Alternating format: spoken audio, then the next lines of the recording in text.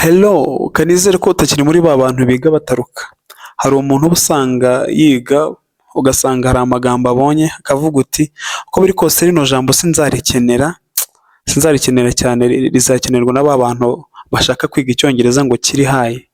Ugasanga iryo jambo uraritarutse, ugasanga nyine uri muri ba bantu biga batoranya. Ugasanga hari igihe nk'umunyeshuri amuhamagara akambwira uti tica ndi gushaka kunyigisha ariko unyigisha icyongereza nyine cy'ibanze, sinshaka kunyigisha bya bindi byo hejuru kubera ngo byantwara igihe kinini. Ndi gushaka kunyigisha nyine icyongereza cy'ibanze, bishatse kuvuga ngo ari gushaka yuko hari ibyo uzajya ugenda utaruka mu kumwigisha. Gusa nyamara umunsi azaba ari ku kazi cyangwa se azaba ari gukoresha icyo cyongereza yize, ahari azaba ari kuvugana n'abantu bize icyongereza neza, bashobora gukoresha amagambo yanze kwiga, bigatuma nyiri kutayiga atumva neza ibyo bamubwiye kandi nyamara yagakwiye kuba yarayize, binyuze mu kudatoranya amagambo uvuga ngo ndigaya cyangwa se ngo aya reka nyareke na uti ngo aya ngaya ari advanced reka nyareke azakoreshwa n'abandi. Njye ndi gushaka icyongereza ngo kiri basic.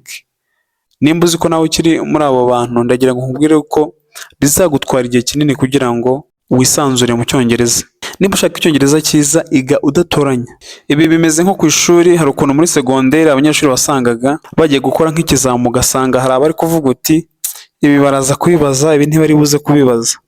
Iyo wamaze kwica mu mutwe gutyo uti bino barabibaza, bino ntibari buze kubibaza, still icyo uba wakishe, ushobora kuvuga ko uba watsinzwe. Hari abana wasangaga ari abahanga, akaba yavuga uti bino baraza kubizana gusa bino ntibari buze kubizana, nyamara ugasanga we byose arabizi. Yagusanga wowe uri gukora etide akaba yakubwira uti mwana bino bireke ntabwo bari buze kubizana, ugasanga nawe urabiretse ukiga ibyo yakubwiye bari buze kuzana, nyamara ikizamini cyaza ugasanga na bya bindi wanze kwiga nabyo babizanye.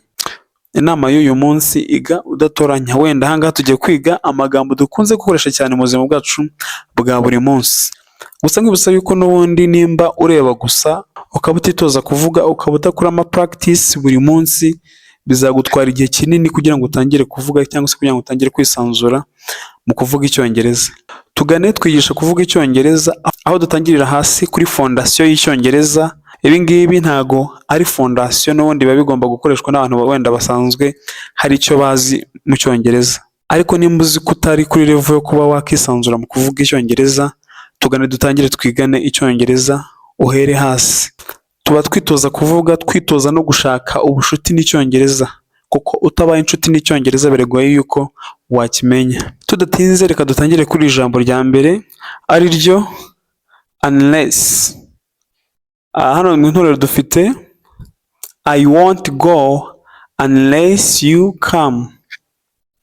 So hano iyo unless twayikoresheje mu nteruro hagati, ibishatse kuvuga ngo keretse. Then iyi won't ingana na will not, ni nko kuvuga ngo I will not go unless you come. Okay, bishatse kuvuga ngo sindi buze kugenda keretse nuza, sindi bugende keretse uje, cyangwa se sindi buze kugenda keretse nuza. I won't cyangwa se I will not go, sindi buze kugenda unless you come, keretse nuza. Unless hano iyo tuyitangije interuro ni nko kuvuga ngo if not, bitabaye ibyo.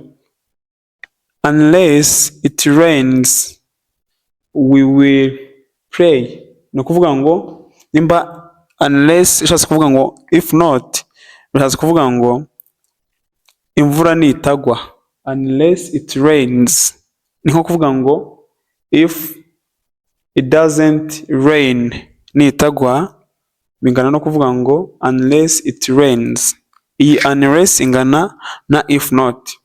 Imvura nitagwa we will pray, turaza gukina imvura nitagwa. You can't pass, ntago watsinda unless you study, ntago watsinda keretse wize. Unless you study, keretse wize cyangwa se keretse niwiga. Unless I forget I will call you, ni ukuvuga ngo nintibagirwa ndaza kuguhamagara. Bibutsa ko unless ari if not, ni nko kuvuga ngo If I don't forget, nintibagirwa I will call you, ndaza kuguhamagara. Dufite otherwise ni ukuvuga ngo bitabaye ibyo. Hurry cyangwa se hurry up, gira vuba. Hurry, gira vuba. Otherwise bitabaye ibyo, you will miss the bus. Gira vuba. Hurry, gira vuba. Otherwise bitabaye ibyo, you will miss the bus, uraza kubura imodoka. Wear a jacket, ambara ijaketi. Otherwise bitabaye ibyo, you will feel cold.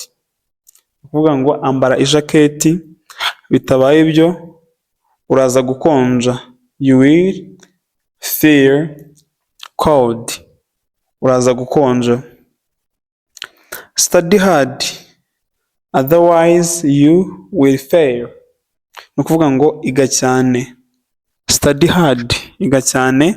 Otherwise bitabaye ibyo, you will fail, uraza gutsindwa bitabaye ibyo. Leave now, genda nonaha. Leave now, genda nonaha. Otherwise bitabaye ibyo, you will be late, urakererwa bitabaye ibyo. Leave now, genda nonaha. Otherwise bitabaye ibyo, you will late. You will be late, uraza gukererwa. You will be late. Hano dufite ijambo rather than. Rather than hari aho rikoreshwa nka instead of. Read rather than watch TV. Ujya usoma aho kureba televiziyo. Read cyangwa se soma aho kureba televiziyo. Read rather than watch TV. Soma aho kureba televiziyo. Wasanga wishakira kureba televiziyo kandi ejo ari ishuri. Mama washobora kubwira cyangwa se papa washobora guhita kubwira ati please read rather than watch TV. Soma kugira ngo urebe televiziyo. Drink water, nywa amazi rather than soda. Nywa amazi aho kugira ngo unywe fanta. Nywa amazi. Amazi niyo y'ingirakamaro. Wasanga urwaye umutwe ukaba ushaka kunywa soda, ukaba ushaka kunywa fanta kandi urwaye umutwe. Niba urwaye umutwe ukeneye amazi menshi. Please drink water, nywa amazi rather than soda. Nywa amazi aho kugira ngo unywe fanta. Work, kora rather than waste time. Kora aho kugira ngo wangize igihe cyangwa se wangize umwanya, ahubwo kora. Work rather than waste time. Kora aho kugira ngo wangize umwanya. Nahisemo I chose tea rather than coffee. Nahisemo icyayi aho guhitamo ikawa. Ni ukuvuga ngo nari mfite amahitamo abiri. Nari mfite guhitamo icyayi cyangwa se coffee. Gusa njyewe I chose tea rather than coffee. Nihitiyemo icyayi aho kugira ngo mpitemo coffee, aho kugira ngo mpitemo ikawa. Compared to, ugereranyije. He is tall, ni muremure. Compared to me, ni muremure ugereranyije nanjye. Ni ukuvuga ngo njye nawe duhagararanye yansumba, cyangwa se njye nawe iyo duhagararanye aransumba. Bishatse kuvuga ngo ni muremure ugereranyije nanjye. He is tall compared to me. Ni muremure ugereranyije nanjye. She is faster, arihuta cyane.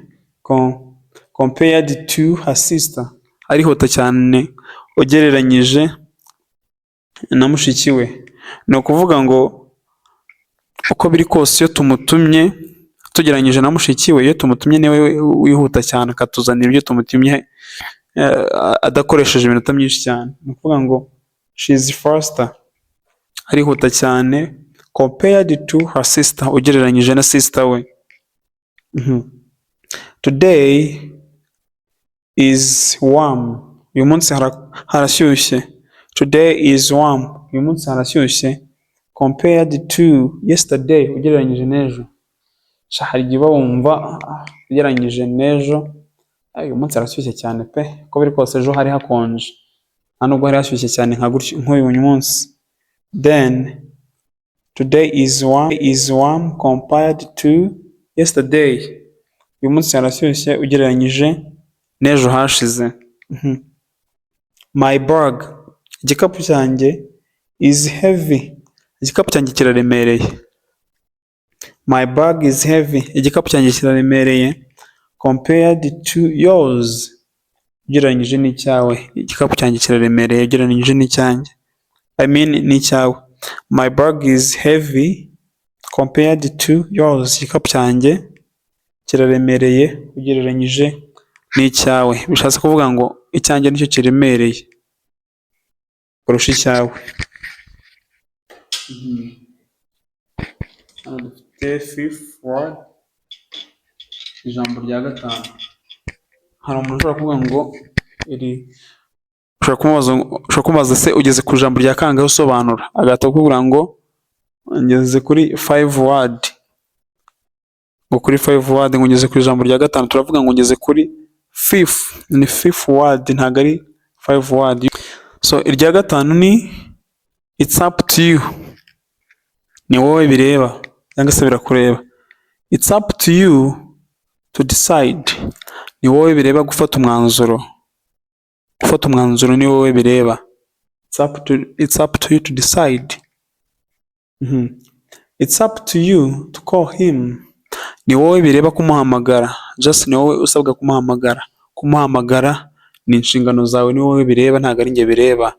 It's up to you to call him, ni wowe bireba kumuhamagara.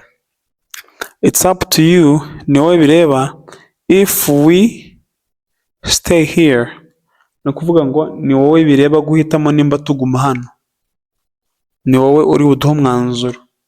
It's up to you, ni wowe bireba if we stay here, niba turi bugume hano ni wowe uri buhitemo, ni wowe bireba. It's up to you, ni wowe bireba what to eat, guhitamo icyo turi burye. It's up to you, ni wowe bireba guhitamo icyo turi burye. It's up to you what to eat, ni wowe bireba guhitamo icyo turi burye cyangwa se icyo kurya. Do you mind, hari icyo bigutwaye? Do you mind opening the door, hari icyo bigutwaye ubaye ufunguye urugi? Do you mind opening the door, hari icyo byagutwara ubaye ufunguye urugi? So akenshi dukunze gukoresha do you mind tubaza ikibazo mu buryo buri polite, mu buryo buri discipline, just mu buryo bw'ikinyabupfura. Hari icyo byagutwara ubaye ufunguye urugi. Do you mind waiting, ese hari icyo byagutwara ubaye utegereje? Do you mind waiting, hari icyo byagutwara ubaye utegereje? Do you mind helping me, ese hari icyo byagutwara ubaye umfashije hari icyo byagutwara? Do you mind helping me, ese ubaye umfashije hari icyo byagutwara? Do you mind speaking slowly, wasanga ari kuvuga yihuta, then mushobora kuba mutari kumwumva neza, ushobora kumubaza ngo do you mind speaking slowly, hari icyo byaba bigutwaye uvuze gake, uvuze gake gake ugiye buhoro, ukagabanya speed ukavuga slowly, wasanga uri kuvuga ibintu by'ingenzi. Niba uri kuvuga ibintu by'ingenzi, please do you mind speaking slowly, hari icyo byaba bigutwaye ubaye uvuze gake gake utihuta gutyo. At all, I don't know him at all, na gato. Ni ukuvuga iyo tuvuze ngo I don't know him, tuba dushatse kuvuga ngo simuzi, twakongeraho at all tukaba turi kugaragaza ko tutamuzi na gato. I don't know him, simuzi na gato. At all, iyi at all ni kugaragaza yuko tutamuzi na gato. I don't know him at all. I am not tired, ntago ndushye. At all, na gato, sindushye na gato. I am not tired, sindushye. At all, sindushye na gato. She didn't help at all, ntigeze afasha na gato. Hano nshobora guhita nongeramo me, ntigeze ngo amfasha. Hano gato nshiramo me. She didn't help me, ntigeze amfasha at all, na gato. It doesn't matter at all, ntacyo bitwaye. It doesn't ntacyo bitwaye. At all na gato, ntacyo bitwaye na gato. It doesn't matter at all. Ntacyo bitwaye rwose na gato. Ushobora kubaza ese papa turebe televiziyo, agahita akubwira ati it doesn't matter at all. Ntacyo bitwaye rwose, ntacyo bitwaye na gato. Once and for all, rimwe na rizima cyangwa se burundu. Let's solve this once and for all. Kuvuga ngo reka dukemure kino rimwe na rizima. Maybe this problem, reka dukemure kino kibazo rimwe na rizima cyangwa se reka dukemure kino kibazo burundu. Let's solve this problem once and for all. Reka dukemure kino kibazo burundu. Ko biri kose wasanga gihora kigaruka. Gusa turi gushaka kugikemura rimwe na rizima ntikizongere kongera guteza ibibazo. Ngo tuzagikemura once and for all. I quit smoking. Naretse kunywa itabi. I quit smoking. Naretse kunywa itabi once and for all, rimwe na rizima cyangwa se naretse burundu kunywa ibitabi.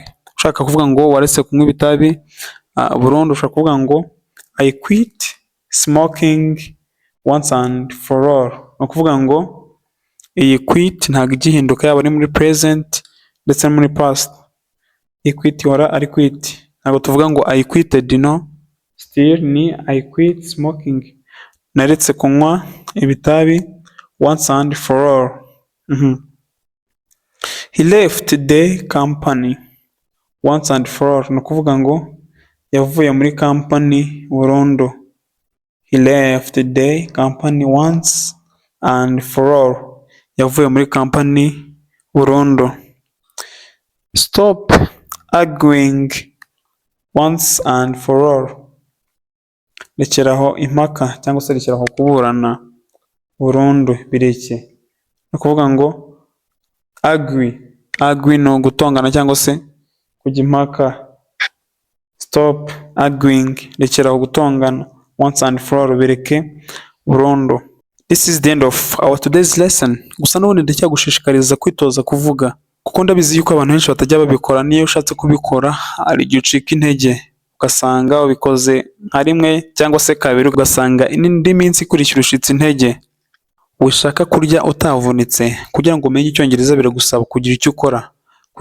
Ntabwo icyongereza kizaza ngo kwikubite mu mutwe, bizagusaba kubikorera. Hari igihe umunyeshuri aza akambwira uti ndi gushaka kwiga icyongereza amezi 2. Icyongereza kibaye kigwa amezi 2 cyangwa se 3. Nta muntu mu Rwanda waba utazi icyongereza, kuko ndumva ntawe utahereza, ndumva ntawe byananira gufata ayo mezi 3 cyangwa se amezi 2 kugira ngo amenye icyongereza. Uzumva abantu benshi bakubwira uti ngo tukwigisha amezi 2 cyangwa se 3.